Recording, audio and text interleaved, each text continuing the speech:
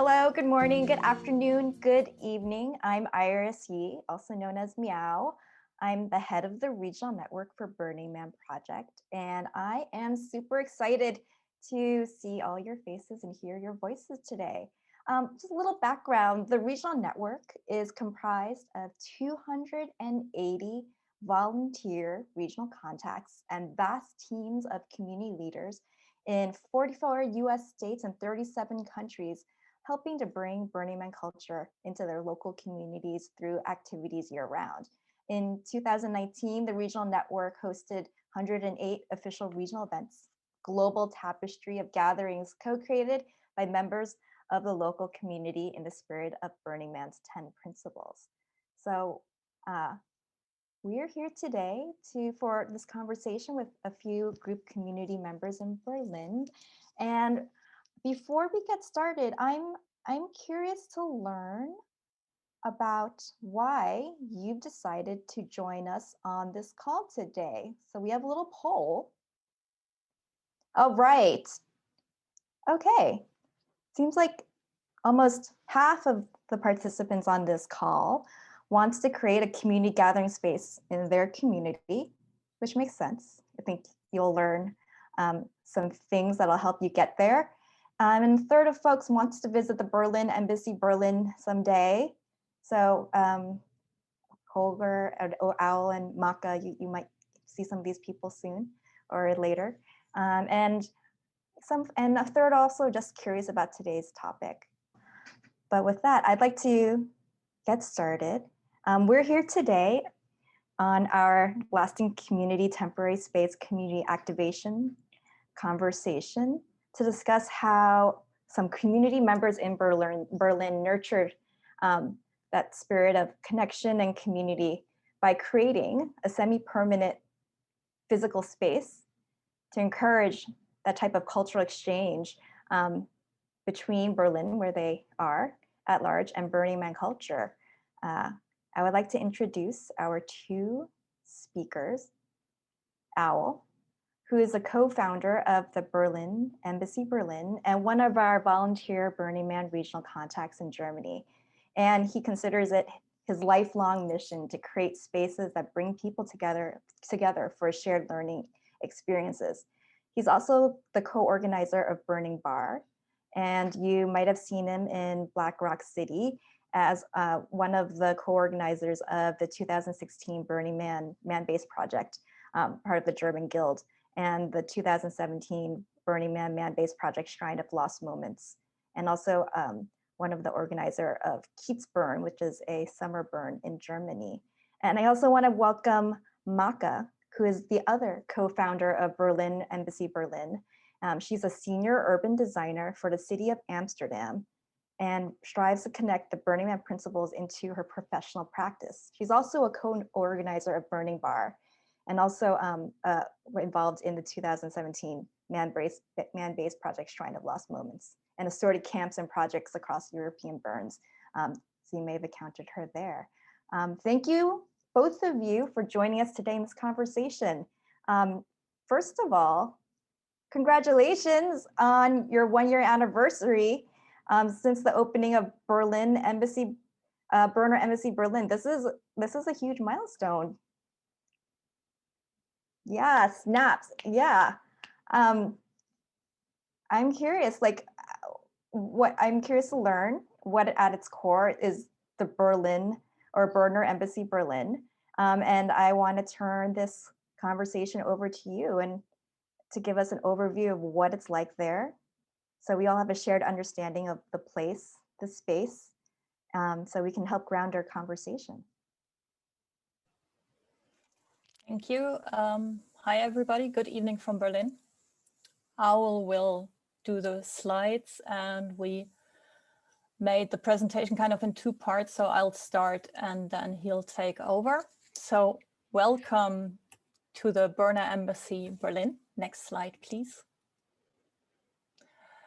Why a burner embassy? The idea had been floating around for several years within the community, and people had been looking for spaces, but actually even in Berlin, empty spaces are rare and affordable spaces are kind of non-existent. So it never happened until 2018. Next slide, please. Why we were looking for spaces is basically to do meetings, to be able to come together for event organization, for workshops, for monthly events of the Berlin Burner e.V. Association that took place at Owl's home, for storage of event stuff, for all kinds of things. Next slide, please. Also because the Berlin community is big. We have by now, I think, 5 burn events. Germany is also big. And also there, the number of community members, of burners, of events have been growing a lot in the recent years. During Corona, when the bigger events were cancelled, a lot of Corona burnicles popped up, so very small burns that will probably also stay. So the original goal and ambition, and also the motivation behind the name Embassy, was that it could work on 3 levels. First, on the Berlin community level, a place to come together and to kind of also bring all these different communities together. They are like different tribes with different focus around the events. Also a central point of connection for international burners visiting Berlin. And last but not least, also as a point of information for non-burners, for neighbors, for other people who are interested in the community, in the culture, and could just join events happening in the embassy. Next slide, please. So where is it? It's dead center Berlin, actually in the eastern center at Alexanderplatz, major infrastructure hub and also tourist center. Next slide. The Alexanderplatz used to be the civic center of the GDR until the wall came down. It was built with a lot of modern buildings, a lot of industries, ministries, a big hotel, the television tower, of course. Here we are standing on the roof of Haus der Statistik, where the embassy is located, 1969. And next slide, please. And this is almost the same space, same roof, different part, looking down again at Alexanderplatz. By now it's been densified with a lot of housing. There's high-rise being built, and it's still kind of a major hub for tourists, for commuters, for people doing shopping and leisure facilities. Next. There was a plan to actually tear down the Haus der Statistik here in the circle and build 11 high-rises around Alexanderplatz, but that never happened. Next slide. And so for more than 10 years, this building was empty. They tore down all the windows to make it impossible to squat. And 2015, an initiative of artists and architects convinced the Senate to do something else, to try a different process, an open process of redevelopment, keeping the building and working out what it could be together with all people interested. Next slide. So in an open competition, they asked different offices to come up with a vision and discuss it with the neighborhood, amongst others, with the initiative, also with the Senate. And on the top, you can see the final design, how it will be in the future. The pink buildings are the existing buildings that will stay. In blue, new buildings of offices, housing, a new city hall, and also spaces for experiments. In the in-between phase of this redevelopment, they will be used as pioneers, of which one we are. Holger, Owl, that was a bit too fast, but okay, go on.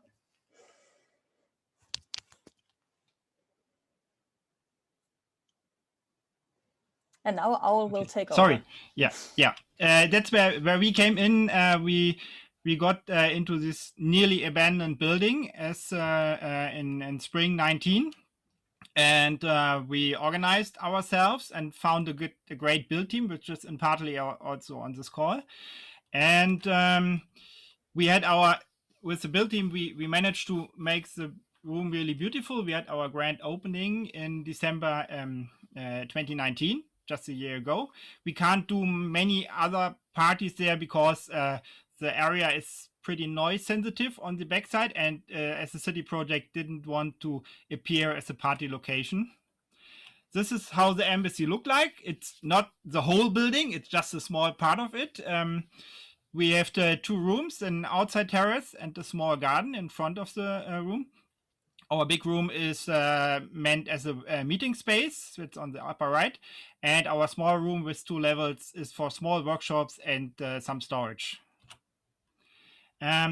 We started with improvements. We got our small terrace, which was very handy during Corona to have a spot directly outside. We even worked during the summer more on the terrace to beautify it a little bit. We set up a small garden with watering system. Watering was sometimes a challenge in summer because everyone was doing something else. But in the end, we got some tasty potatoes and always a nice view outside. We did a number of events there. Before Corona, mostly inside. During Corona, mostly outside on our terrace. Events like documentaries and other stuff. And we had also a backyard, which is a little bit like a 80 yards away from our room, where we could host bigger events for which need more quietness, not to be too close on this to the street. And we had also a small silent burn night during the virtual burn week. And we found our acceptance in the burner community is pretty good, and the embassy is financed on donation, and we managed to collect $6,000 in donations over the time, including 700 from cash donations from events and another 700 from the Kiez Burn regional.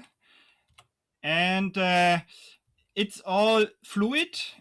So where we are when we remodeled in summer, so we have to move out together with other groups. But currently the planning is to have something like a small container village, which would be an improvement because currently we don't have a real heating in our room. And we are working on getting our foot there in this container village. And that's it. That's a short overview about the embassy, and everything else you can probably ask in the next minutes. Thank you. All right. Awesome. Thank you, Owl and MokKa, for sharing a bit about what the embassy is like. I've not had the pleasure of visiting the space. One of my teammates has, and I have a bunch of questions for our conversation, including like what helped build sort of like interest and momentum in making the embassy a reality, making it happen. Like, who else was involved, and how long did it take to bring the embassy into being? Well, I think a lot of people were involved in the beginning. Well, for me, the beginning of the motivation was that, as I said, there's a lot of great people and a lot of great events, but there was never a central space where you could meet.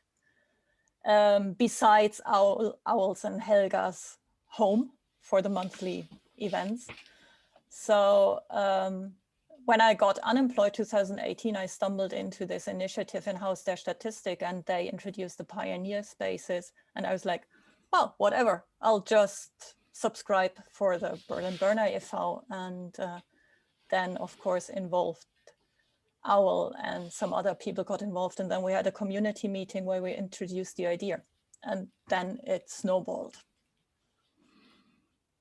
Yeah, I would say the idea is a little bit older. Like I think since 5 years ago, I talked the first time with someone about having a permanent space, but given the rents in Berlin, it doesn't seem to be doable.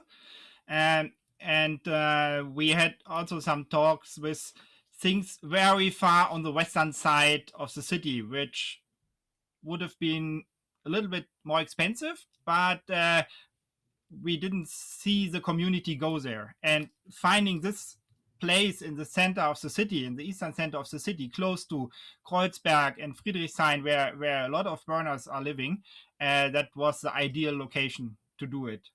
And it's rough in a way, like you are on a burn.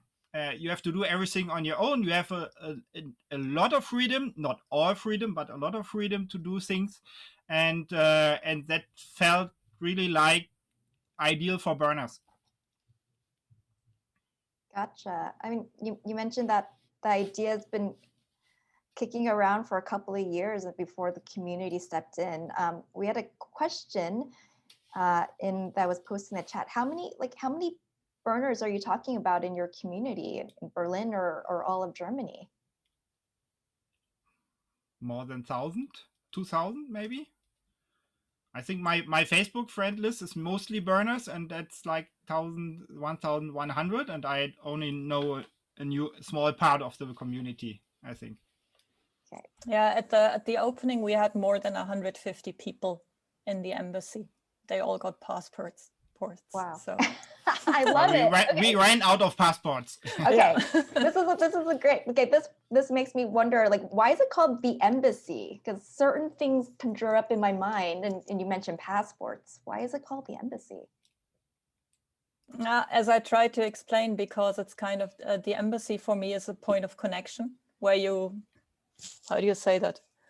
Where you introduce other people to your culture. So that's one point, because also the space in the beginning, we had the idea to maybe do events outside, really at the square, just go out with an gifting ceremony or something, which hasn't happened so far, but we had people just come in from the street, tourists and so on. And also an embassy for, as a point for international burners who come to Berlin and don't know where to go. So you come to the embassy and then you meet us, or you can connect to us. Yeah, I think the idea of having a fixed space which is open as often as possible, that was very appealing. And as MokKa said, I'm doing as a regional contact a number of events which either happened in some bars or at my place, and that was a good thing to concentrate and have a public address for those events, so people can find it easier. And and also for me, it's the point of bringing the community together, especially the different parts of community. That felt like very necessary, and all these organizational meetings of Kiez Burn, for example, or Ponyhof, or all the other Berlin-based events happened in shady bar back rooms, and that was felt always like, well, we are not at home here. And that's what I wanted to create, having a home for all these groups of people where they can feel home or make it their home if they want to. Okay, I see. MokKa, you talked a little bit about how about the House of Statistics. I'm curious about like, how is the embassy playing a part of this sort of larger redevelopment project for that building? Yeah, I think Paul can talk more about that, but it's one of the pioneers. So that's the in-between phase I mentioned, because the redevelopment is going successively, also the renovation of the existing building. Mm-hmm. They started with clearing out the upper floors, and so we can use the ground floor. Mm-hmm. It was said from the beginning it's for 2 years with an option to stay longer. So now in June, as Owl also showed, we might move to containers, and then long term, we don't know what will happen. And we are involved also in the future plans of the redevelopment, but we see that there's a big challenge because there will be high density housing, and a lot of our activities are difficult to integrate with housing. And so, that's an ongoing discussion in the redevelopment. Yeah, and about how the pioneers further are organized, I give over to Owl. Yeah, what we didn't expect in the beginning was that if you we are one of like 40 groups in the whole area, in the whole building. That's theater groups. It's an urban garden, and a real one, like not our small things, but a real big one, and a cinema, and a number of usually non-profit groups, or I think all of the non-profit, also some workspaces for metal and woodworking and so. Um, but so we are more like on the art side of the groups there, and we became involved to make sure that we can stay there in the self-organization of the whole thing. Like the pioneer users are self-organizing themselves, and that's one of the tasks I took over to go to all the meetings and or attend all the Zoom conferences right now, and make sure that we can get the best possible outcome for the future. And the future will be not containers in the long run, but later we might be able to move in one of these then renovated buildings with a room or two, or whatever we need and whatever we can afford, because now it's cheap. Like we are paying only housing costs like gas and water, or not gas, power and water. But in the future it will cost like a higher rent, not a Berlin rent, but a higher rent than now, and that will give us new things to think about, how to finance that place, how to get the money together, all that thing. Gotcha. I'm curious to hear from you two as the founders, like how is the use of the embassy different than the other types of community gathering spaces that you've been a part of or participated in? Well, we had a few things that inspired us, like being at the ELS in Aarhus. We learned about the Habit Breaker Palace, where we had the Friday evening meeting, and also Blivande in Stockholm. And these places gave us a good idea of how such a thing could look like. Either like run more professional, like Blivande, or more looked like spontaneous, I would say. I don't know the organization structure of the Habit Breaker Palace, but that gave us an idea to think about, and then we set up everything to we took also the Austrian burner as an idea how a thing can be run by an association. They do it with events like we do, but like how to apply to the nonprofit to be the host of the financial and organizational side.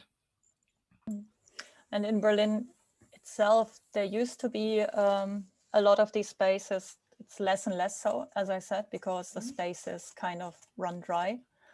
What's different is also, that's also why I don't like that we are both called here the founders, because we are just two of many, I would say,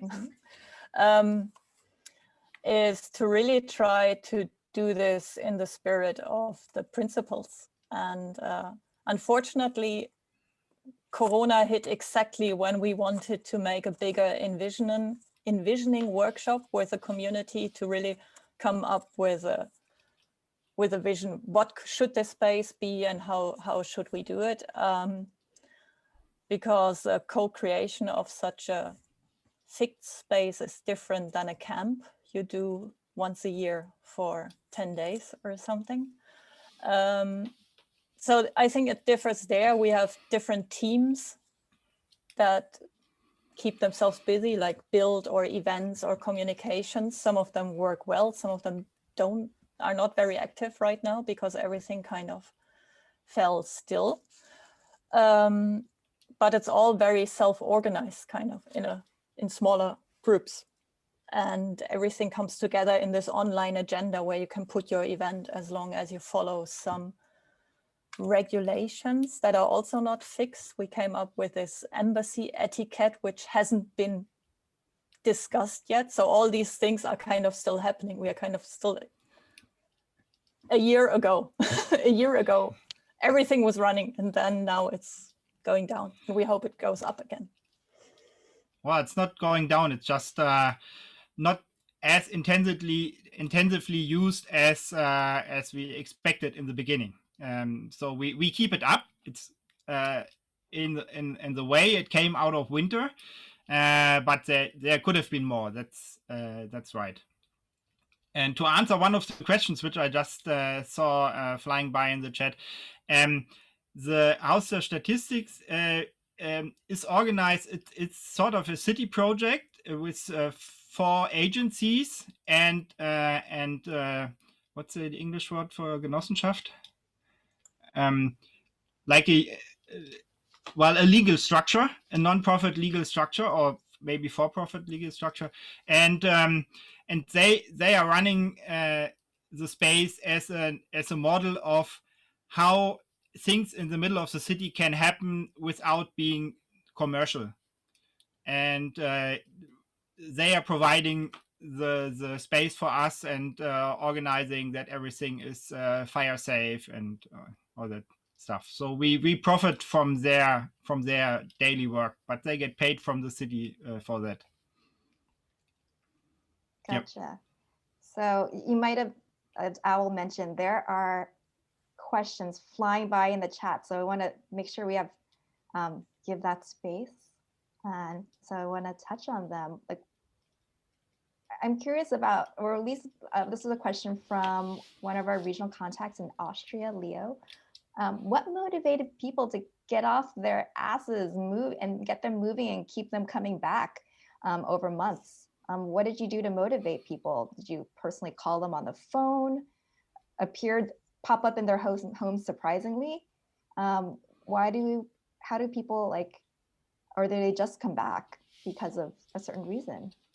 Because we are awesome. No.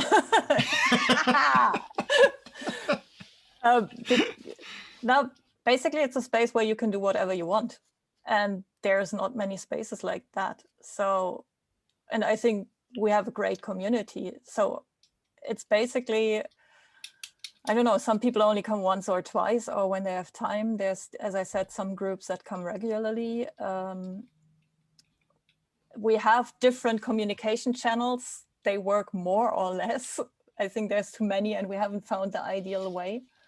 But mostly when people know about this and they know that there's an online agenda where they can also put their events or meetings in, they use the space. And also there's these regular meetings every Wednesday where you can meet for a drink. In summer, it was really, really busy because it's just a really nice space where you can create things. Do whatever you want. Well, whatever you want. You mentioned the etiquette, and in the past we talked about some of the challenges with co-creating this space. Yeah, because it is of course different from a burn because we are in a building with rules. We are in Berlin with German police. So, for example, noise is not possible. Parties are not allowed, and there were some conflicts about that. The etiquette is, as I said, in discussion because it's based on the, I don't know how you call it, regulations of this free space in San Francisco. We kind of rewrote it a bit, but it's just an idea that, for example, all events in the embassy have to be non-profit and everybody should be invited. Or if you make it for a closed group, then the community should profit in a different way so that you make a presentation of what you discussed in that meeting or something. Yeah. Okay, that's excellent. Yeah, maybe just as MokKa mentioned, we have a discussion forum which is based on Lumio, where we try to discuss long run things, and we have a Telegram channel for our internal working group. And most of the other people we usually reach over Facebook, like inviting everyone. And some people even show up then. Gotcha. Another question from the chat. What about outreach to non-burners, people who don't identify as part of the Burning Man community? Are you trying to sort of increase that sort of membership or participation actively? Yes. On one side, we are part of the Haus der Statistik event calendar. So our events are published also outside the community.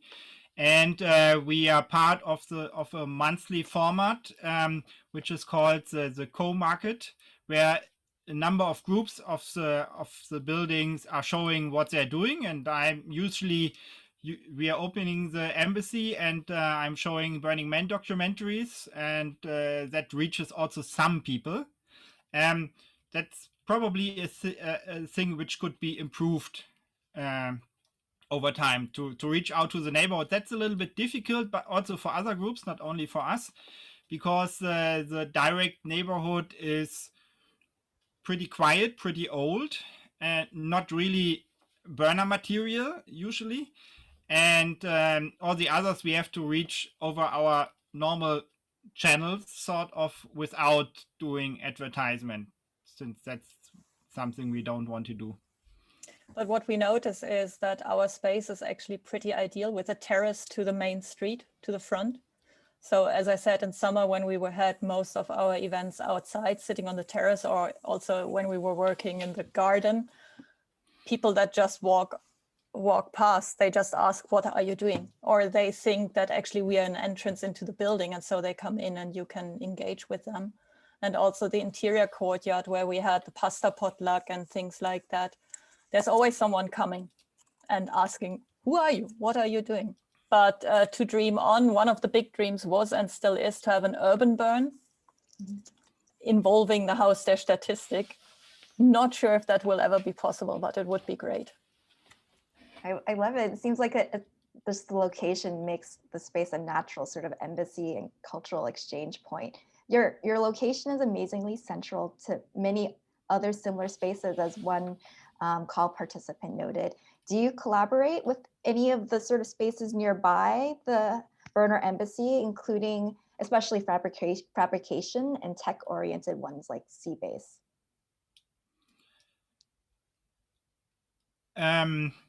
Well, not so much yet. It might have been different with Corona, since we tried to keep up, but life hasn't been easier since spring. I know Seabase. We are mostly collaborating with our direct neighbors currently, and also not so much currently because no one is there. Berlin is under hard lockdown. We are not supposed to go somewhere. And so most of the time the place itself is quiet. I try to keep it up with having the weekly meetings with a live video peek into the room to remind people that it's there. But that's something we probably can extend, and also what we wanted to do in spring, but had to postpone it until whenever there's energy for it, is to become a working group of the Burners Without Borders, because some of us are very social oriented and had energy to do something, and that needs some structure sometimes. And being a work group for Burners Without Borders seemed to be the ideal starting point, and that was just before we went into the first lockdown.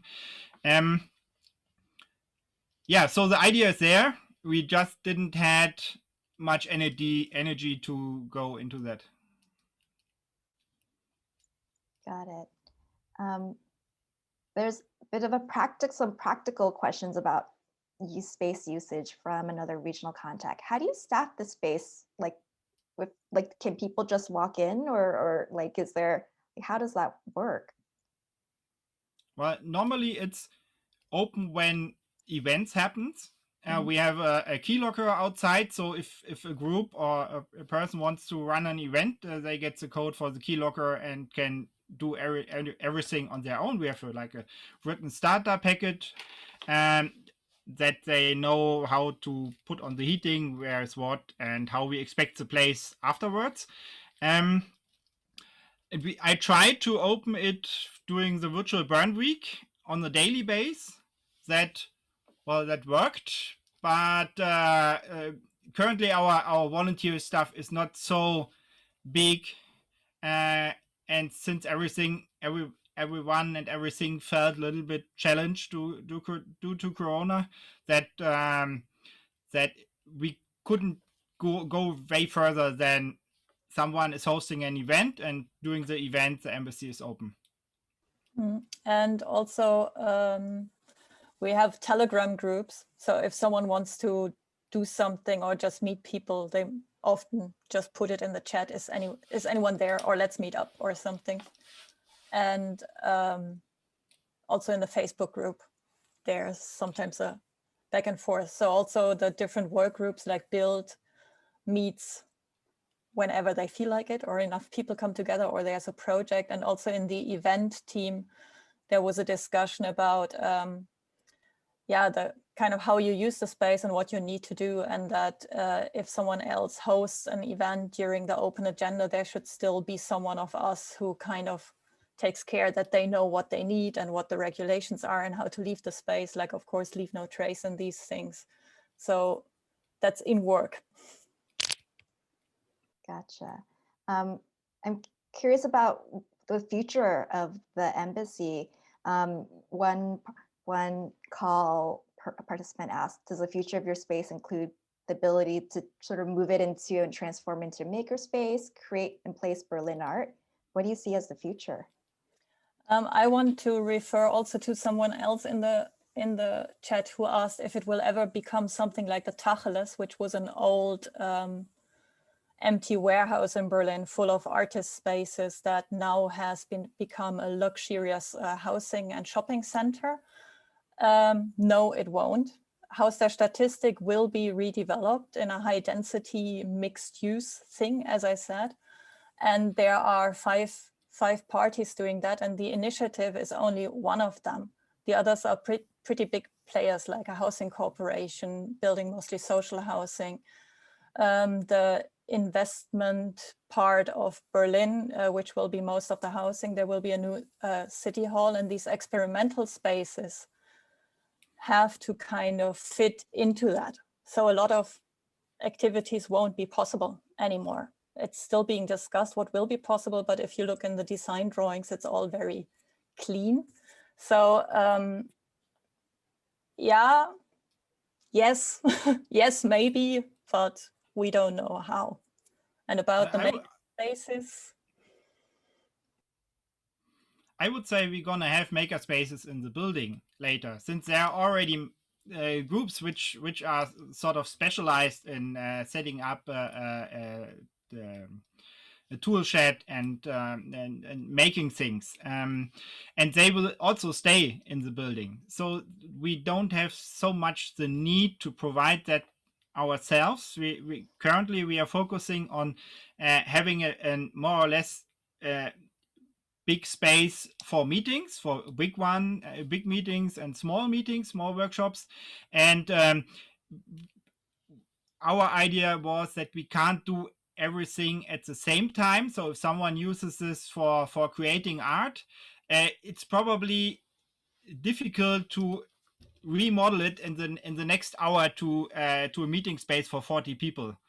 And so my current focus is to stay in that way, that we meet there either on a social base or on an organizational base to organize things, and that will happen also in the building when it's finished.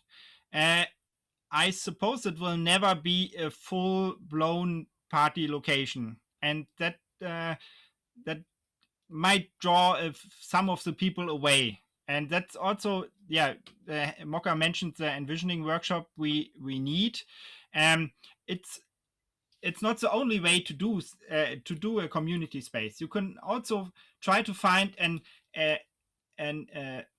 area which is more introverted, where people go in and the outside is not there. In our case, it's a more extroverted space with neighbors and other possibilities, but also limitations. So we have to find out what's really our way there, what's really our possibility there. Okay, and final questions. What would you recommend to someone who wants to start a similar space in their community? And how might that start? Like what would you like advise for people who want to try to follow in your footsteps to create a temporary space for a community? Well, I would say, well, first gather people, builders, people who know little communication, finances. Think about the structure you're doing it. I think it's best to do it as a non-profit, like the Burning Bär e.V.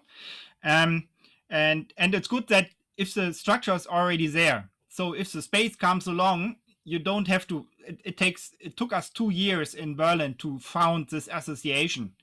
That might be different in other countries, but if it's already there and working, that's really a plus, and that's something as I mentioned, the Austrian burners, that's what working in their country.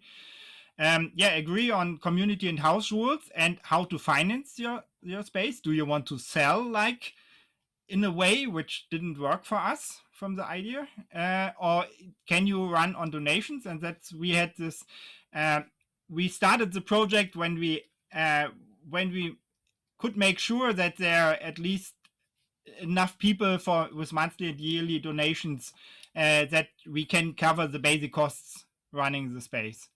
And then check out probably government supported development projects and areas if there is something like a temporary use or a permanent use. And it will take time.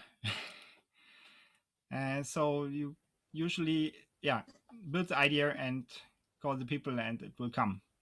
Yeah, I just want to add 2 points. One is also, I think it's important, of course, to know that every space is different and every community is different, but I think it's also important that you yourself have a clear idea what you want, and then be open to discussion and to start with a smaller group actually who really wants to go for it before you kind of get all the different ideas in and so on. And second, and now I lost track, it will come up again. I can put it in the chat if I remember. Okay. So I wanted to bring us back to how we started this community activation call. I asked everyone here what community activation looks like to you. Can you share the resulting word cloud, please?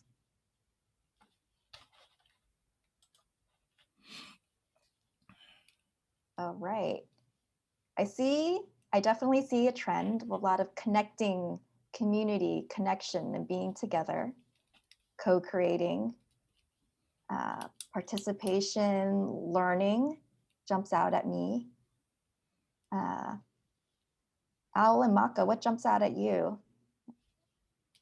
Yeah, I think the togetherness, the one place where you can always meet your friends and people from the community, that's something very important. Yeah, I really like the family that's in the lower left corner, because I also always talk about my burner family, and I think the thing about family is you actually don't have to like them all, but somehow you stick together.